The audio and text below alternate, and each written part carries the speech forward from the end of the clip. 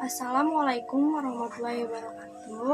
Nama saya Nabila Rosyada dari kelas 12 Akuntansi 1 SMK Negeri 16 Jakarta.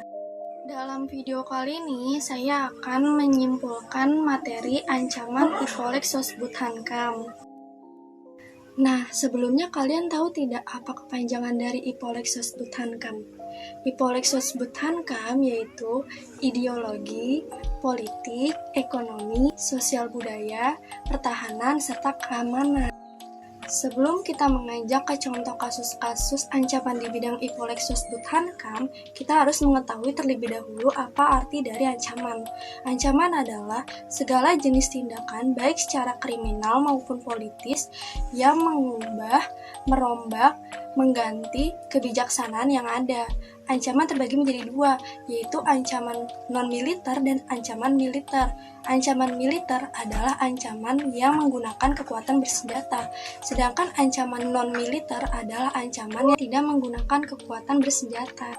Berikut berbagai ancaman bagi bangsa Indonesia dapat dilihat dari bidang IPOLEK Sosbud Hankam.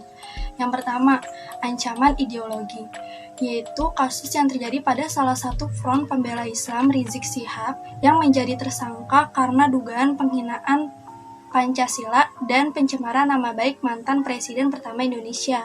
Cara mengatasinya, sebaiknya kita lebih berhati-hati untuk berbicara, karena ini berkaitan dengan ideologi Pancasila yang merupakan dasar negara Indonesia. Yang kedua, ancaman di bidang politik, yaitu korupsi EKTP yang dilakukan oleh Setio Novanto yang menyebabkan kerugian sebesar 2,3 triliun.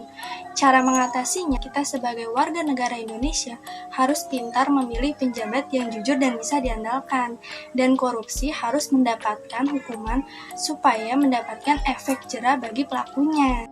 Yang ketiga, ancaman di bidang ekonomi, yaitu adanya pasar bebas yang bebas memasarkan produk luar negeri di dalam negeri. Akibatnya, ekonomi di Indonesia bisa dikuasai negara lain bila produk Indonesia kalah saing. Cara mengatasinya, sebaiknya produk-produk dari luar negeri lebih dibatasi, supaya kita sebagai masyarakat lebih mencintai produk lokal. Dan kita sebagai generasi muda harus menciptakan UKM, agar membuka lapangan pekerjaan untuk yang pengangguran. Yang keempat, ancaman di bidang sosial budaya, yaitu kasus yang terjadi pada putri mantan presiden pertama, yaitu Sukmawati Soekarno Putri, yang dinilai menghina dan melecehkan agama Islam pada puisinya, yaitu Ibu Indonesia, di salah satu acara fashion. Dan Malaysia mengklaim kebudayaan bangsa Indonesia sebagai miliknya, seperti mempatenkan batik motif parang rusak, angklung, wayang kulit, hingga rendang. Cara mengatasinya, seharusnya kita lebih bisa menghormati, menghargai perbedaan agama, budaya, dan suku orang lain. Dan juga kita harus melestarikan dan menjaga budaya kita sendiri, supaya tidak diakui oleh negara lain. Yang kelima, ancaman di bidang pertahanan dan keamanan, masalah konflik dan sara yang terjadi pada suatu wilayah.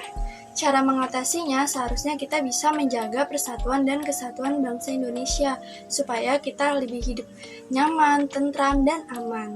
Cukup sekian materi yang dapat saya sampaikan. Jika ada kesalahan kata, mohon dimaafkan. Semoga bermanfaat. Wassalamualaikum warahmatullahi wabarakatuh.